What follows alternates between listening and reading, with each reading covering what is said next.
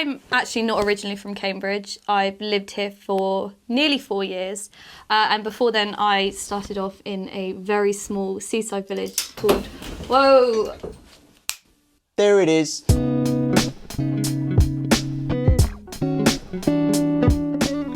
Hello, wonderful people. How's it going? It's Will here, and today we're in conversation with Abby Pollock. She is someone that is running Morning Mill Road, an Instagram page that was started up actually very recently. And I mean, we're going to be diving into that loads today. But in addition to that, she also works within the arts and culture sector, and she's doing some fantastic things that supports both adults and children. So there's a lot to unpack with that. But Abby, thank you so much for joining me today. Thank you so much for having me. This is so exciting. And no worries at all. I loved it. I mean, I've been following, as I said to you, the Morning Mill Road page for, since its inception, essentially. But You're a loyal follower. A loyal follower, you know, from day one, the OG. But before we dive into Morning Mill Road, I want to just have a little look at some of the other things that you're doing, but starting specifically with actually how you even got to there. So I know you're a big fan of the art and culture sector. I'm just curious, how did you get your start in that sector? So, how did you maybe start your training or your education to lead yourself into that? Yeah, so I'm actually not originally from Cambridge. I've lived here for nearly 4 years.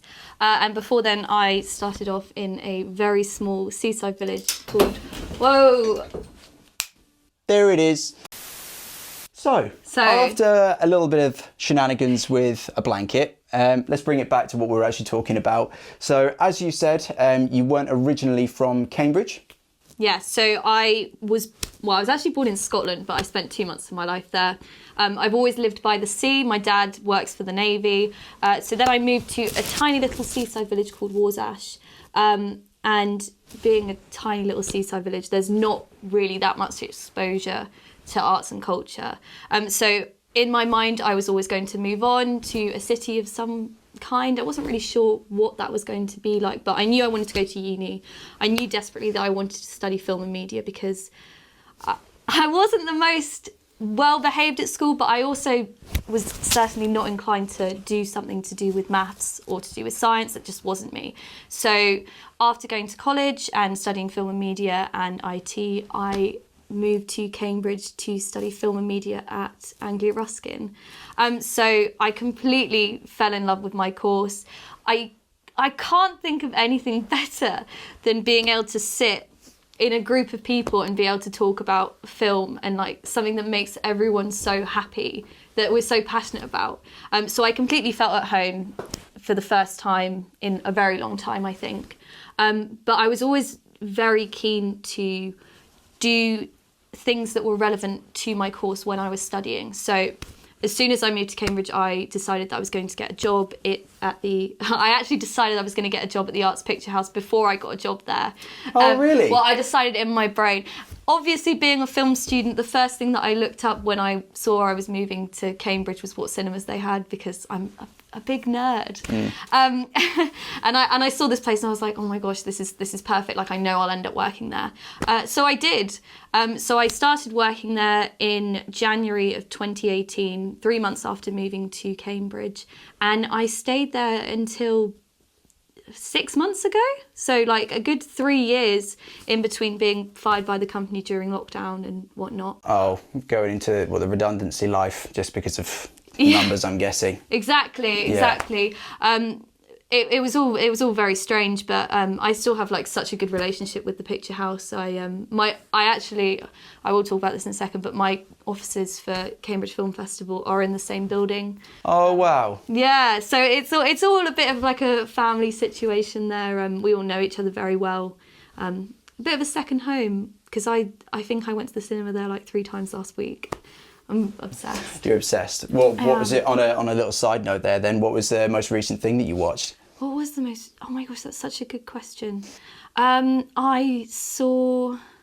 Oh, I put you on the spot. I remember I saw a film called Zola, which was a Sundance nominated film, I think. I'm not sure. It was about two strippers, and somewhere in that sort of region of focus. Exactly. But a great film nonetheless. It was good. I saw it with, I actually went with 5 of my friends who I met at the Picture House when I was working there. So keeping in touch. Yeah, come full circle there. Exactly. Special stuff. Yeah, exactly. Yeah. But it was always very important for me to maintain working alongside something that was to do with what I was studying. I wanted to have that whole picture working in the industry and then also learning about the industry.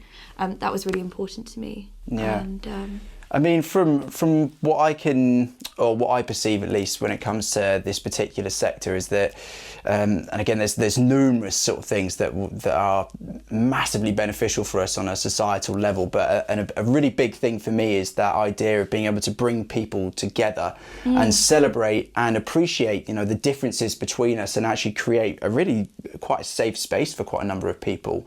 So from your own perspective, and you know, that's only just one particular opinion of mine, but why do you see this particular sector, or the art and culture sector, to be so important? And have you had any experiences that have maybe reaffirmed that?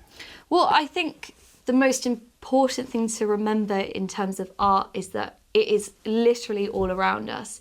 Like, we can't go anywhere without seeing it. I mean, you guys can't see this, but this wall is covered in photos, which to me is art and symbolising life and things that you've accomplished and done and had fun doing. That's art in itself. You've got the paintings here.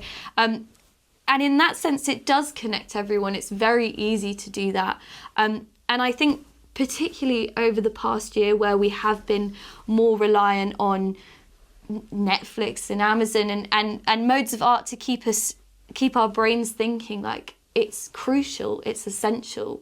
We would not have been able to survive without watching. And wow, yeah, if streaming services and anything that's been video orientated were just completely gone over that last year, I would question how well we would have come out of that. Exactly. I mean, we are exposed to you're so right, it's absolutely everywhere, and how it's just I suppose essentially however you perceive anything. And it's great that you see this room in that concept of it being like a piece of art, because it is in a weird way. It is, well, not in a weird way, but to me it is. And I look at the wall, and even just to the level of the different colours and stuff. But yeah, I mean, I think totally we're all our own curators. We all create our own art. It's whether or not we actually take the time to see it. I think that's so important. And also the way that you said about it being, I would use the word almost a community of artists. Like, I have always prioritised and surrounding myself with people that are artists, in the sense, it doesn't mean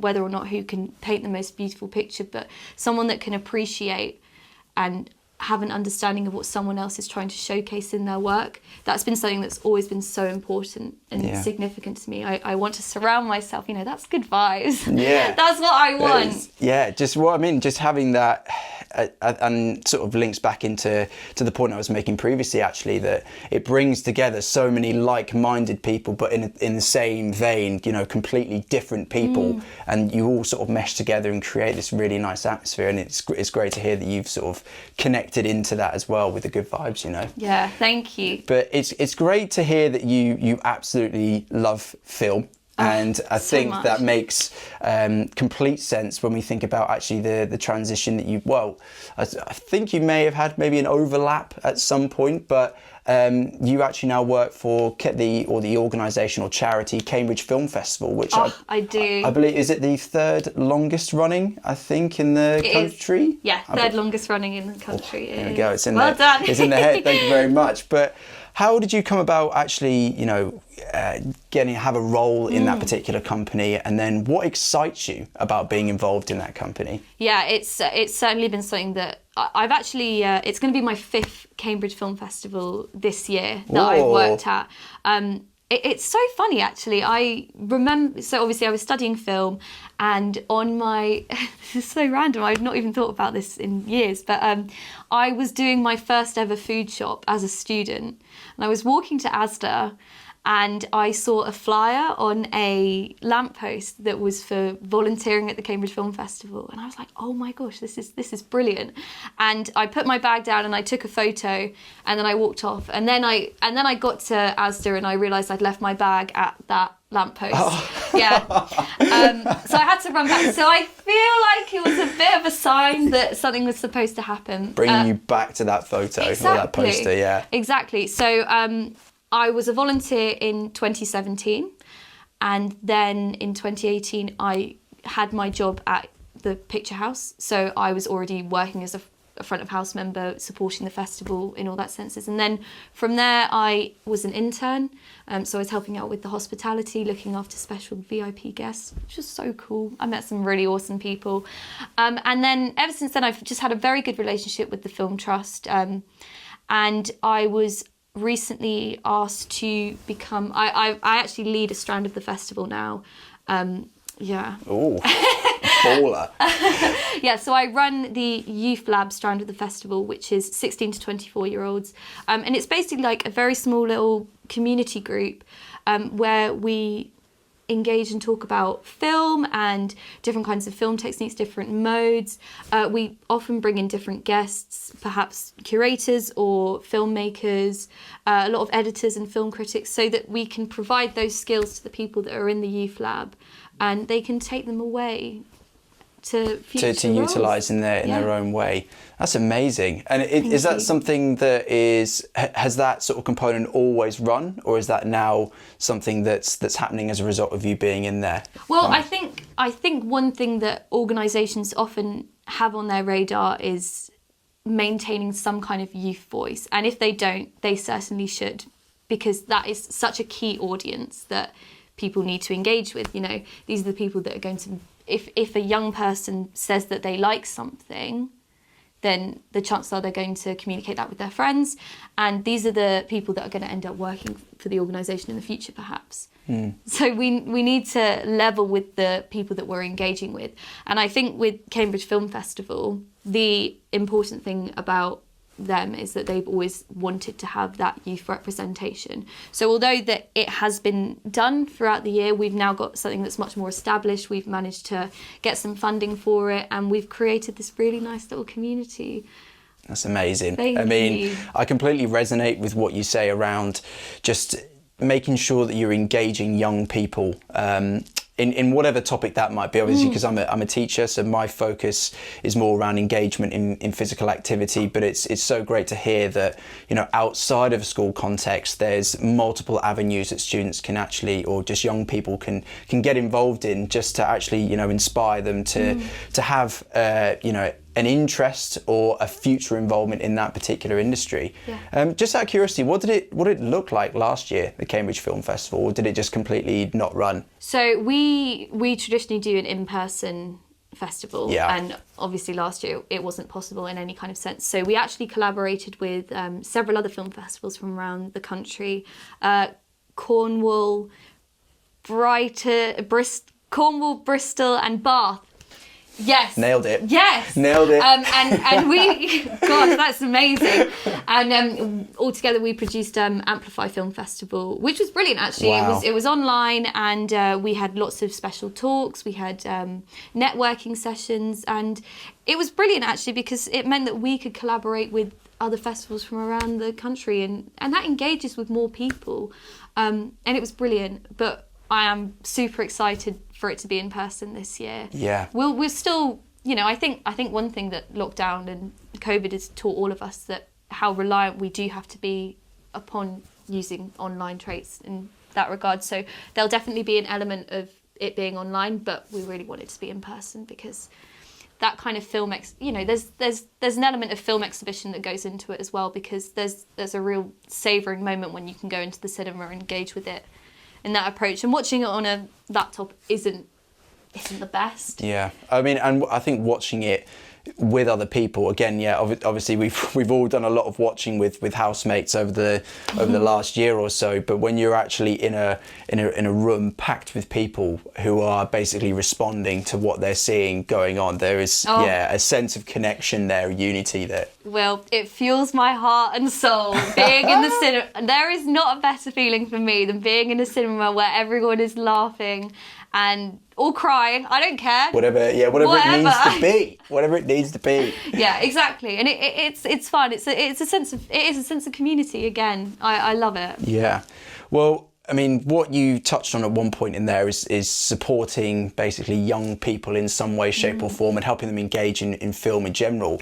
But something that, when I was just sort of having a little research into the different bits and bobs that you did that really stood out to me, again, just coming from my teacher background, is that with your work with an organisation called 2020, it's gone off the top of my head. 2020 Productions. 2020, I knew that.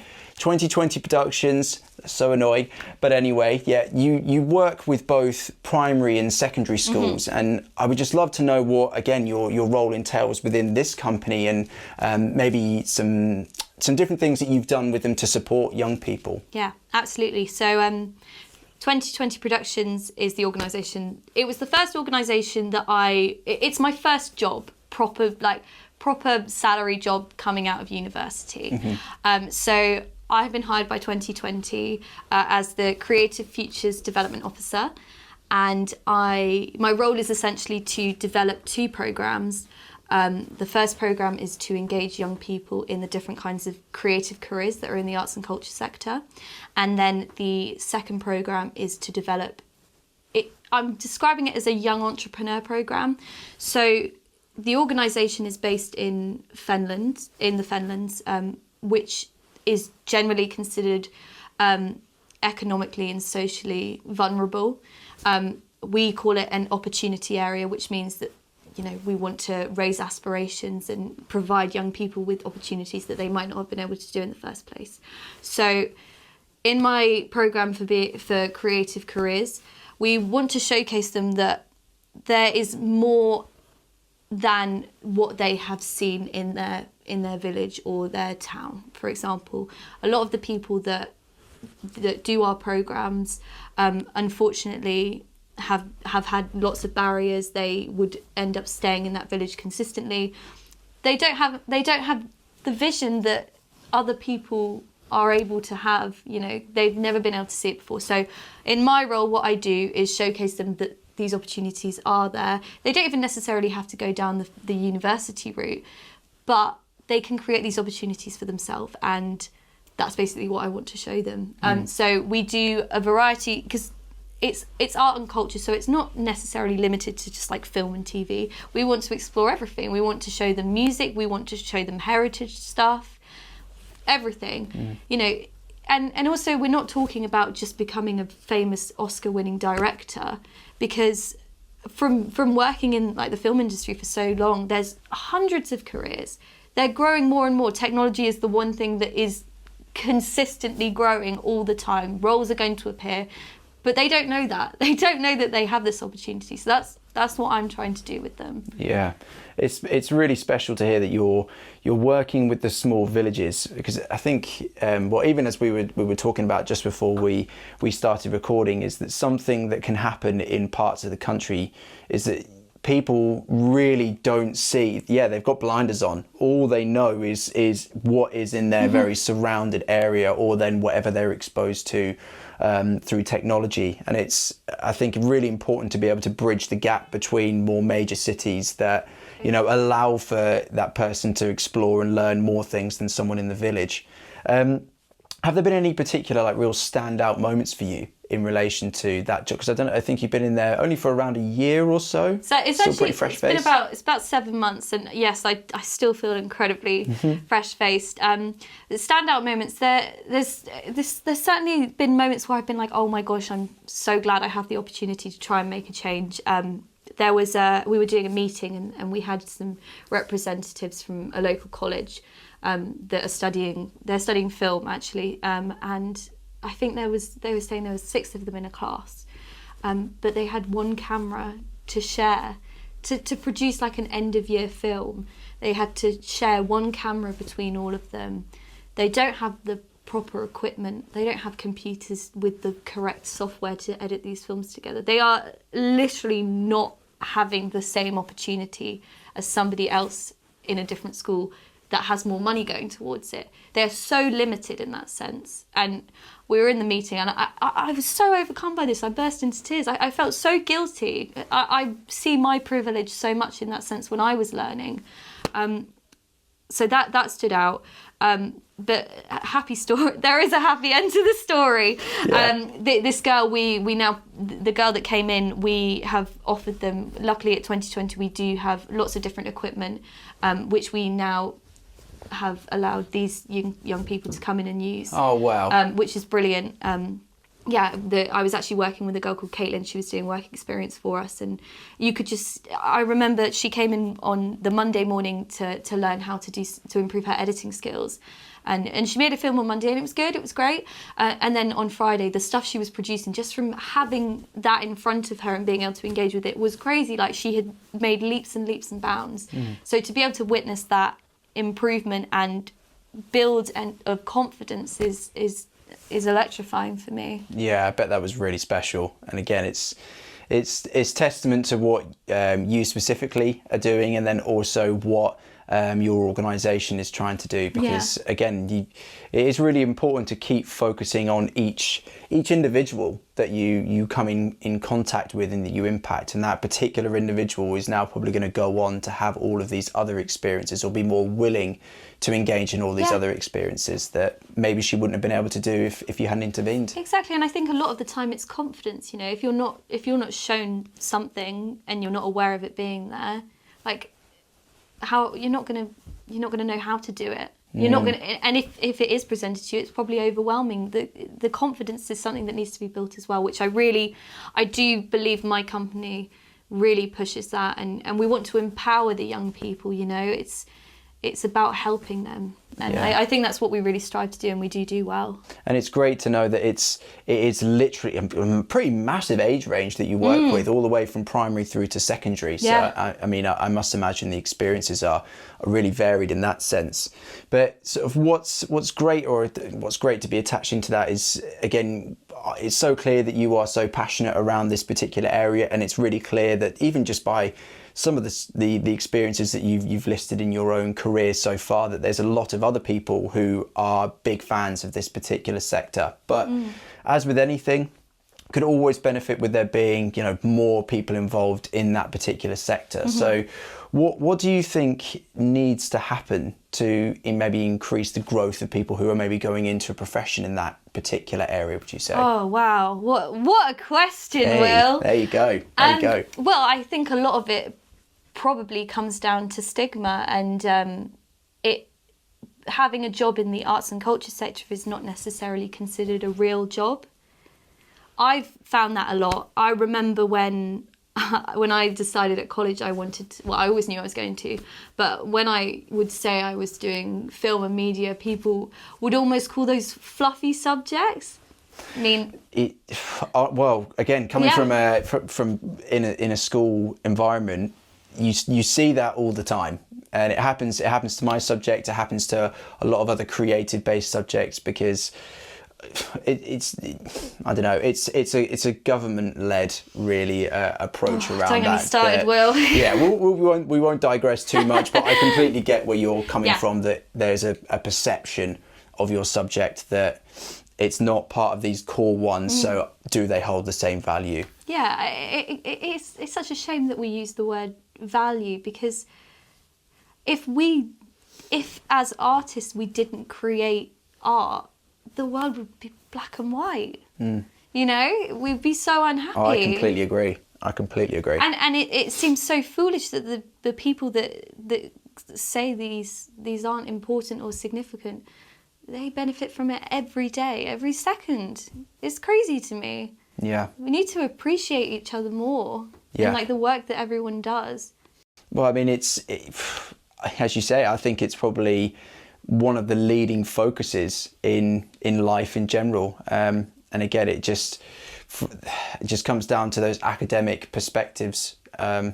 But again, it's a pain, but at the same time, you know, it's encouraging to know that it is such a massive part of society, because hopefully there will be a continuing trend that leads to the growth of that particular sector itself.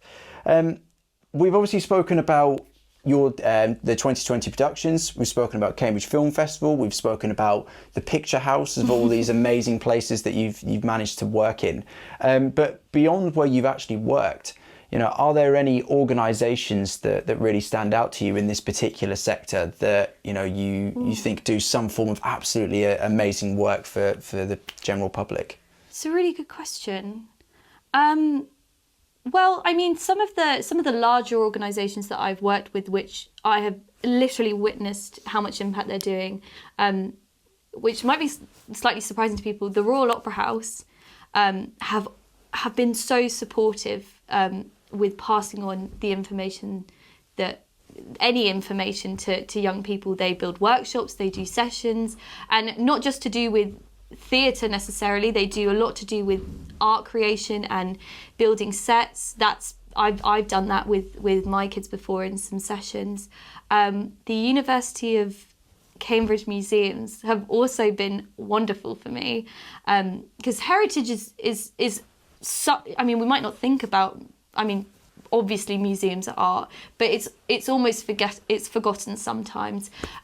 But especially the Fitzwilliam, they have been so brilliant to work alongside, and they've always provided lovely resources, which I've even had fun with my housemates in the past, just because it's good fun. Yeah. And they've been brilliant. We are very supported, at 2020, we are super supported by many small organisations, which I can't necessarily remember the names of. However, there is like a kind of binding, which is called the Bridge, and the Bridge have the role of bridging together all these small organisations so that we can all work together and collaborate, and create as many wonderful projects as we can for young people without recreating the wheel, which tends to happen a lot. Yeah, when you're trying to innovate and try and, you know, bring people in, as you say, it's sometimes you can go so left field that you actually lose the root of it. But Exactly. I mean, it's great that, again, although obviously you can't necessarily remember all the names, and to be fair, I'd probably be exactly the same, but it's great that it comes back to that whole concept of community again that you were talking about right at the start. That there's I just love all a these community. Whoa. Speaking Wow. of community, beautiful segue.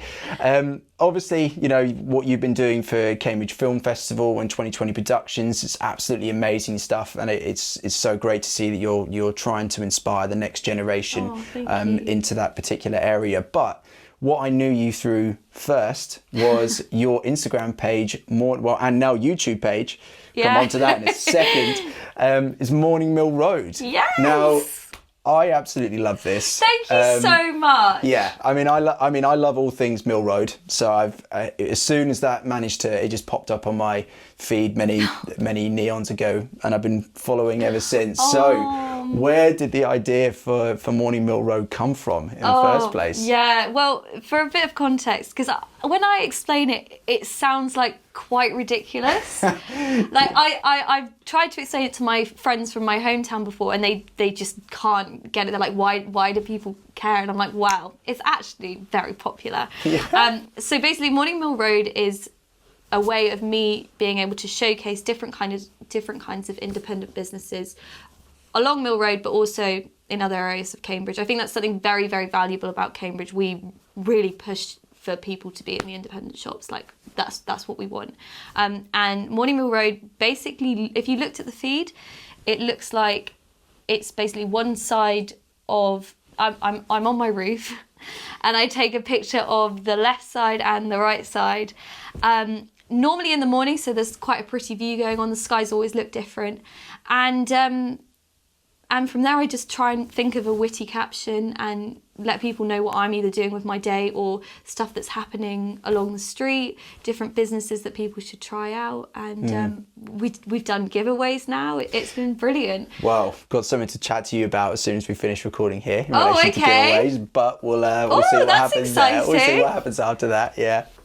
But the main inspiration for it basically came because it's so simple. And working with young people, we talk about how they can build a platform to promote themselves, and I always hear people saying, no, this is just so difficult, it's almost impossible, how can I build something from nothing? And I was like, well, guys, I'm gonna try and do something literally outside of my bedroom window. Like, that's how easy it was. So I leave my bedroom every morning and I step out onto the roof and I snap pictures of here and there, because I wanted to show them how easy it is to build a platform from something when there's a world outside your window. There it is. Quoting Bob Geldof's song there. There it is. But yeah, it's just a way. It's a way of showcasing something different. It's random, but it works really well, and it's very consistent, and people are familiar with it. It's not a page of anything but positivity, you know? Just me trying to be a little bit funny sometimes. Well, for those of you that don't live in Cambridge, Mill Road is just, it has a life of its own, honestly. It is, it's just this amazing road, as you say, full of all these independent businesses. And I think in a weird way, the Morning Mill Road stuff, especially with some other sort of collaborations that you're doing in the future, it actually becomes like this little pit stop for anyone that actually lives around this area. Definitely. Although it's the two same images, when you live or know that road, or that very specific area, it's quite nice to actually see it transition through the different, because at this point it's been going for a while. Yeah. Trying to see it transition through the seasons, and then obviously the little captions that go alongside that as well. That's so true, actually, when you talk about it in terms of how long it's been going on for, because I think the first picture that I took was just before Christmas, and this was before I told anyone that I even had this page. I had no followers, I didn't follow anyone, I was scared, I didn't want people to see what I was doing. And the big thing that you sort of focused around was supporting or publicizing local businesses, and obviously some of those will be down Mill Road, but a little bit wider than that as well. And I'm a big fan of anyone that's advocating small and independent businesses, linked into what Be Social Cambridge does as well.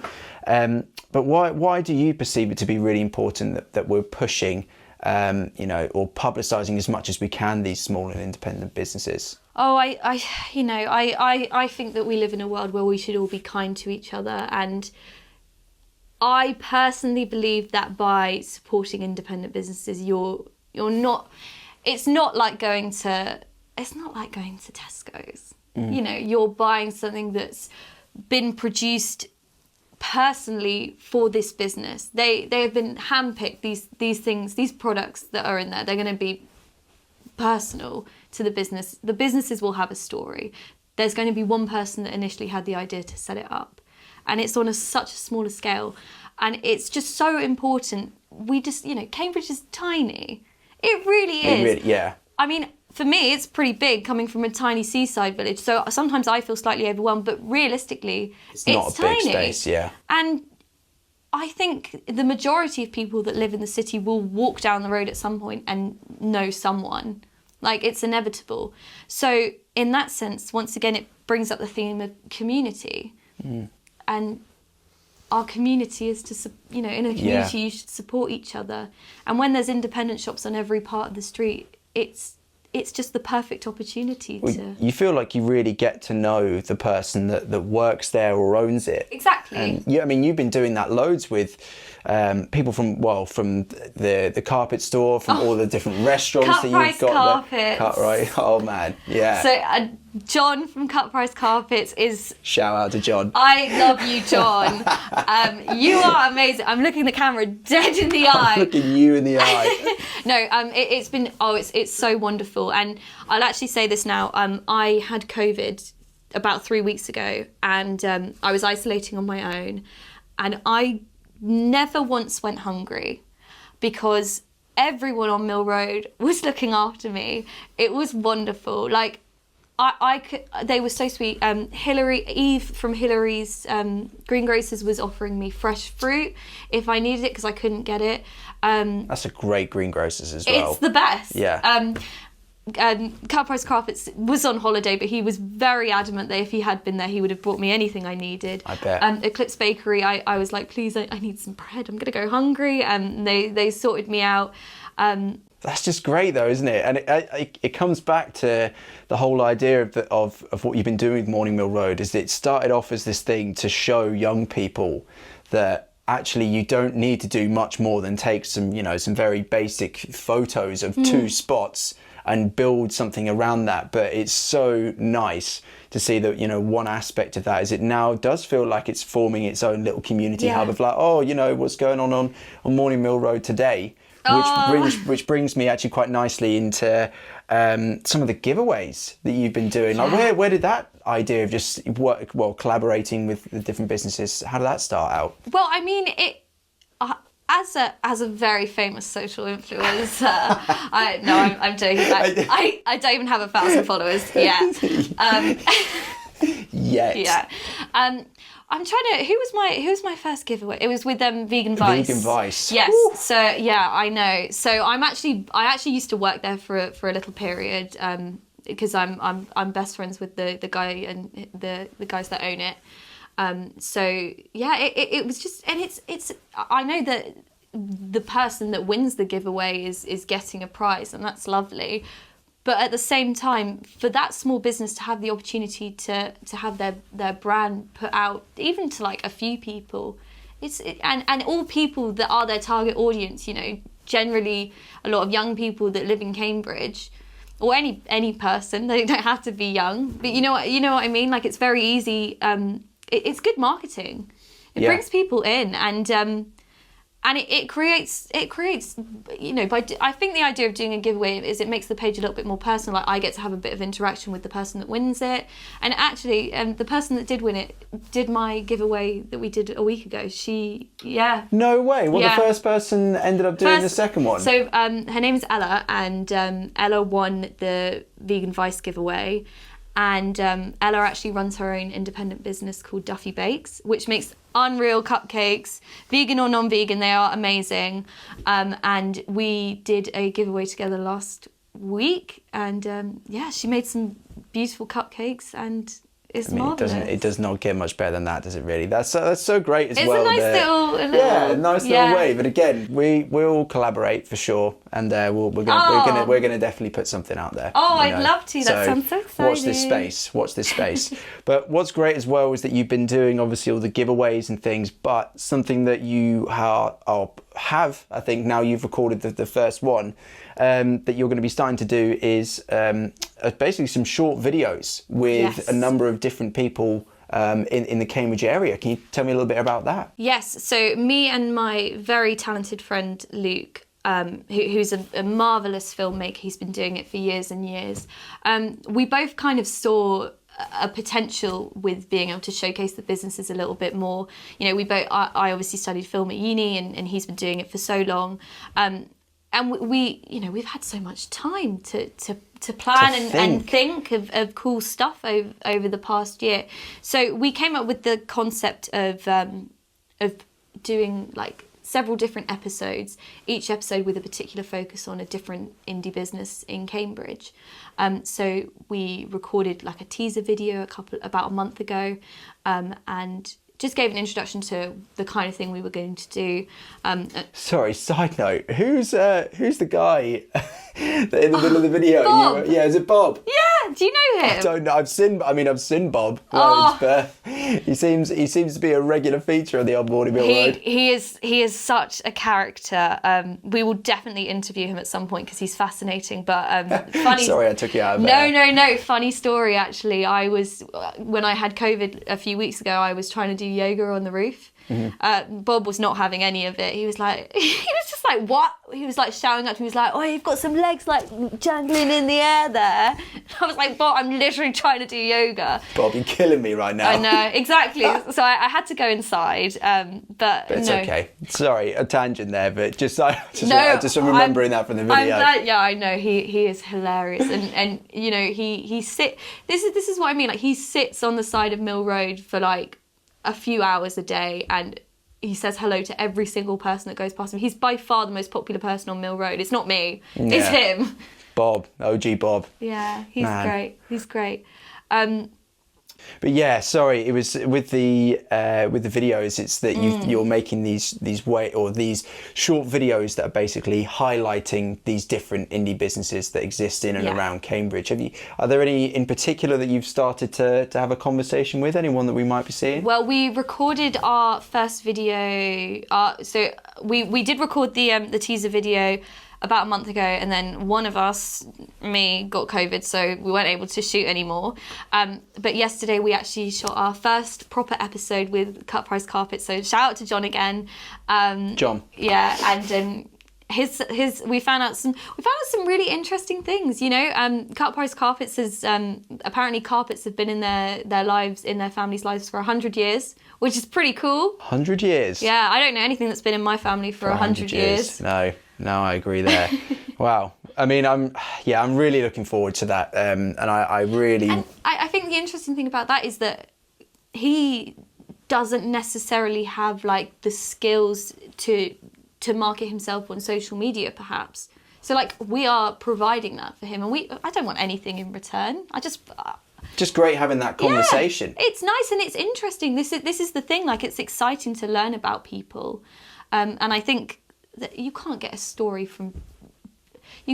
same story from going into Tesco's and asking what people are doing in comparison to people that have worked in a family-run business. You know, it's different. No, I completely agree, and I especially agree with just having conversations with people. I mean, for me, this is what this is all about. Is that I love being around people who either, you know, know way more about a particular topic area than me, because I just find it really fascinating to learn about, or just people that are trying to do good things for the community and support those that are around them. And it's great, as you said there, is that he probably hasn't, or John, sorry, maybe doesn't have much experience with anything to do with social media, and you've exposed that to him, and you never know what that might then mean going forward.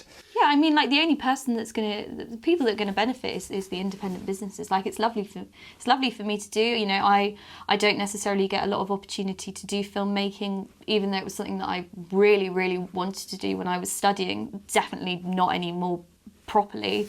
But that's what I get. I get the chance to meet people, use some cool equipment, but meeting people is the heart and soul of it, and helping them in any way. That's what I want to do.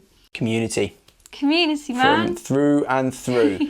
Well, this has been absolutely amazing. I'm going to finish off with a couple of questions, but again, thank you so much for spending a bit of time just having a bit of chat about Morning Mill Road and everything that you're doing at the moment. I think it's absolutely amazing. Oh, well, I think the same about you. Thank you so much for having me. It's been lovely. No worries at all. And again, hopefully we can do some extra things in the future. But bringing back to, you know, obviously your work with trying to get people into this particular industry, do you have any top tips for those that are looking to come into the art and culture section that you can, maybe from either personal experience or maybe what you've just learned along the way? Yeah, I mean, immediately the first thing that comes to me is, however small an opportunity might be, in the long run, it probably won't if you are that passionate and you want to put as much effort as you can in. Like, even if it's something that sparks just a tiny little bit of interest in your brain, that is showing that it's going to do something to you. And whether that be in the long run for a role or a job, or whether it be to learn a new skill, that will benefit you. And that is one of the key ways to gain confidence and to guide yourself a little bit in where you want to go. You need to be attentive to yourself and what you want. That would be my main tip, to take every opportunity. It's a great tip. It's a great tip. It's going to be a busy tip, but it's a great tip. Yeah, but I mean, do it. If you love it, you've got to just throw yourself into absolutely everything, right? Exactly, and I think as well. I do say this to myself. I say be kind to yourself, because the art and culture industry is difficult. It's not untouchable, but it is a difficult industry to get into. But by talking to people, making a network, building a bit of a community, and helping each other, and helping yourself in that regard to be kind, and that's what will get you in the right place and with the right people. Well, what about then and this will be sort of my last question for you, but for those that are maybe not necessarily looking to go into that sector, but maybe have not had the time to fully appreciate it, why do you think that it is really important that for everyone, why does everyone need to have some form of appreciation or involvement in this particular sector? Oh, because it's our one way to really express ourselves. You know, we can't express ourselves in a maths equation necessarily, but we can all create art in some capacity. You don't need to be I can't draw. Neither can I. I mean, I paint all the time. I'm not that talented at it, but it makes me feel good about myself. And if I produce it for someone else, like they're gonna feel great about it. We have to take these opportunities in the sense to be expressive, and there's almost shame in that, but it should never be looked upon in that way. And it's good for our well-being and mental health, and that is the thing that we have to prioritize in all senses. So that was beautiful. Thank you. We completely at Serotonin, and just personally for myself, completely resonate with that message. The way in which it can impact your mental health and your general well-being, you can't even really define how much of an impact that can have from an individual. But yeah, Abby, this has been absolutely amazing. Thank you so much for your time. It's just so great that you're having an impact at all ages, and you're having an impact in multiple different, multiple facets of society in some way, shape or form. So again, thank you so much for giving up your time today. Well, thank you for having me. It's been a pleasure. No worries at all. Now, if you want to see any more of what Abby's doing, head on over to Morning Mill Road on Instagram. We'll make sure that it is linked below. And if you want to see more content like this, then please follow us on Serotonin Session. So that's at serotonin_sessions on Instagram. You can also find us on YouTube, and hopefully soon in the physical space. But for now, we hope you have a lovely week and see you later on. Thank you.